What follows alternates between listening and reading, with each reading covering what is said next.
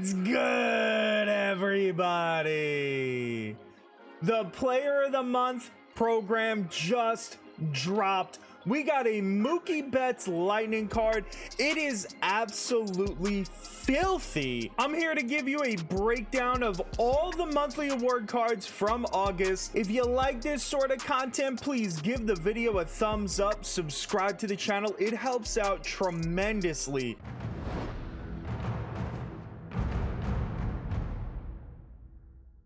'96 overall Alexis Diaz, 125 hits per nine. He's got only 65 walks per nine, 122 Ks per nine. He's only got 2 pitches, and they're not great pitches. He's got a fastball, he's got a slider, and he of course has another fastball. Alexis Diaz is going to be very similar to that All-Star Game Edwin Diaz, and both cards are kind of useless. That pitch mix is horrendous. You don't even want to bother. The second card is our boy Christian Walker. He plays first base and he's got left field secondary. He's got 101 contact versus right, 86 contact left, 101 power right, and 90 power left. He's got 99 fielding with a 69 arm and 69 accuracy, and he's got 99 reaction. This is not really a great card, as all kind of the quote-unquote base round of the Player of the Month cards are going to end up being. None of them are going to be amazing, especially at this stage in the game where we have so many great cards. Christian Walker ain't making your rank squad. The next Player of the Month card is George Kirby. Again, probably not making your rank squad. 90 hits per nine, 83 Ks per nine, 110 walks per nine, which is really good because his PAR is going to be a lot smaller than the average card.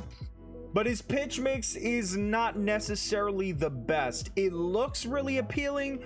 He's got a fastball, he's got a cutter, curveball, circle change, and sinker.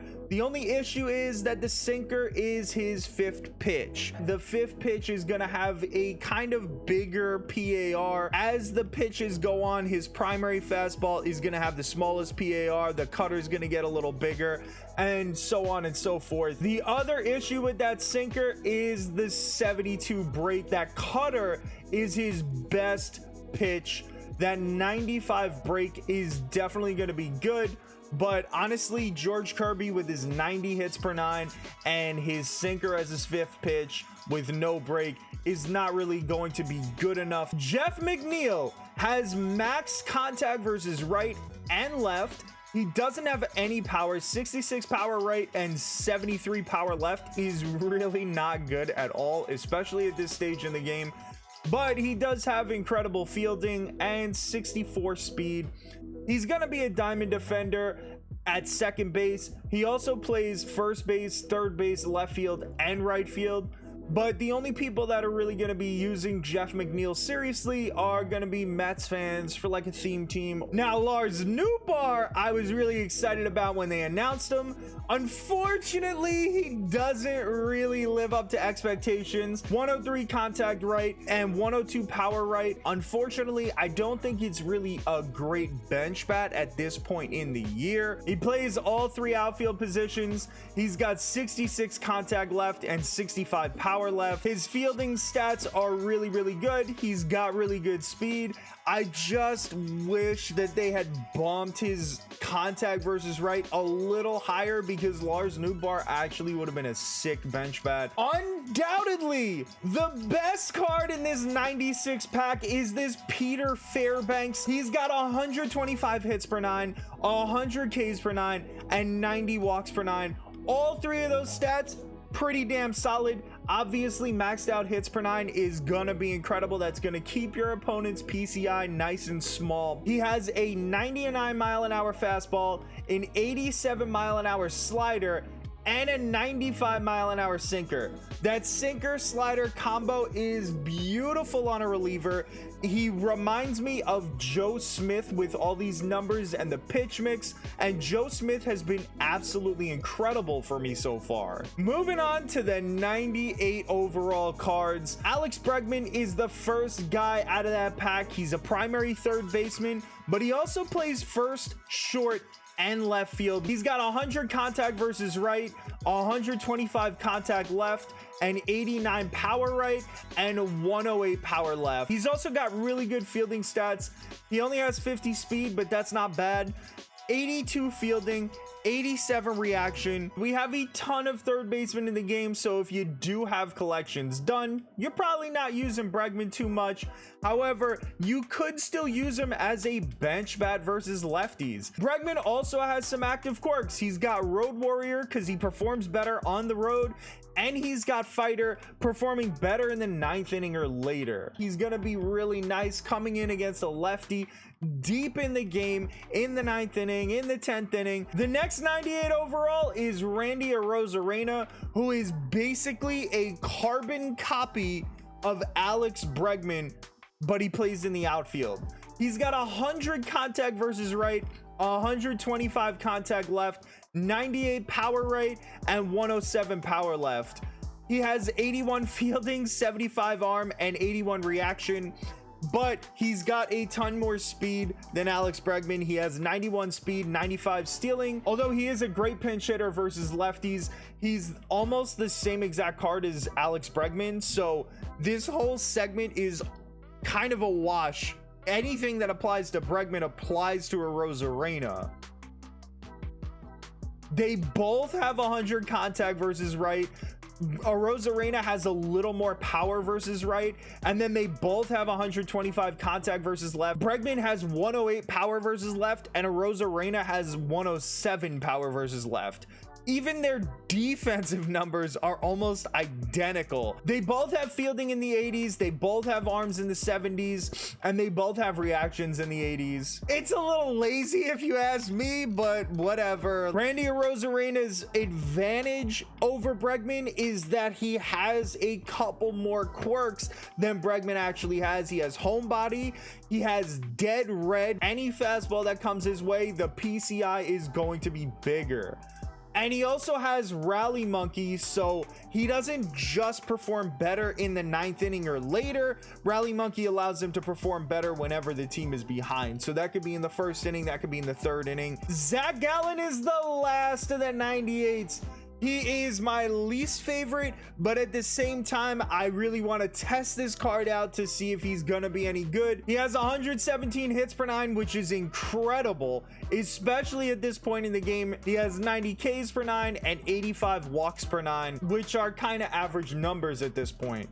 He's got a fastball that's 95 miles an hour, but he does not have outlier. He has a knuckle curve that goes 81. He has a circle change that goes 86. He's got a cutter that's 91 miles an hour and a slider at 87 miles an hour. So his speed differentials are actually pretty decent. The only issue is that his two most important pitches, the cutter and the slider, are his 4th and his 5th pitches. So I don't really know how that's going to end up performing in game. Like I said, the PAR on the 4th and 5th pitches seem to be a lot larger than the primary or secondary pitches. Zach Gallen, I don't have a ton of faith in. I think he's not going to be a great pitcher, but you know, I probably would have said the same thing about Randy Johnson before the season, because Randy Johnson doesn't have the ideal pitch mix that I would like. So Zach Gallen has a chance to be good, but again, I'm not holding my breath. Jim Thome is a card that we've all seen already. He's been available to look at or available in BR for the past month. Jim Thome, a primary 3rd baseman, secondary 1st baseman. He is the perfect bench bat in my opinion, because of that 125 contact right and 125 power right. Honestly, you can start him if you don't have collections done. You can put him at 3rd base, you can put him at 1st base, because that contact versus left is still very viable. He's got 75 fielding and 78 reaction, which if you're gonna put him at 3rd base with that 77 arm, he's probably not gonna be the greatest defender, but you throw him at 1st and he's totally fine. The moment we've all been waiting for, Player of the Month Lightning card, Mookie Betts. This is the only reason to complete the program. 103 contact versus right, 125 contact left, 109 power right, and 110 power left. He's got 97 fielding, 96 arm, 99 accuracy, 99 reaction. He is going to be an incredible fielder no matter where you put him. That 72 speed is gonna be good enough to even put him in center field because he's got that 99 reaction. I would have no problem putting Mookie Betts at any of his 3 outfield positions or at second base. If you don't have Jackie Robinson, Mookie Betts is the perfect second baseman. Cano and Jackie kind of hold down second base for me, so I'm putting Mookie in the outfield because I feel like we've been kind of desperate for some really good outfielders. The last great outfielder that we got was Andrew McCutchen. We did get Larry Walker last week, who's not bad by any stretch of the imagination. He's a good card, but Mookie blows him out of the water. And the most important part about Mookie Betts are these active quirks right here. He's got a ton of them. Homebody, he plays better at home. Day player, he plays better during day games. He's got that beautiful dead red quirk. He also has breaking ball hitter. He has rally monkey and fighter. So he is just a giant combination of everything you want out of a hitter. I honestly believe that Mookie Betts is an endgame outfielder or second baseman. Like I said, none of the player of the month cards are really worth it outside of that Mookie Betts, and Mookie is so worth it. He is an absolutely incredible card. I am so glad that SDS gave us Mookie Betts. Let me know in the comment section below how you feel about Mookie Betts, how excited you are to get this card. I'm gonna be grinding this program like crazy tonight on Twitch at 11 p.m. Eastern time. I'll leave the link in the description below. Thank you so much for watching. I truly appreciate it. You have yourselves a wonderful weekend.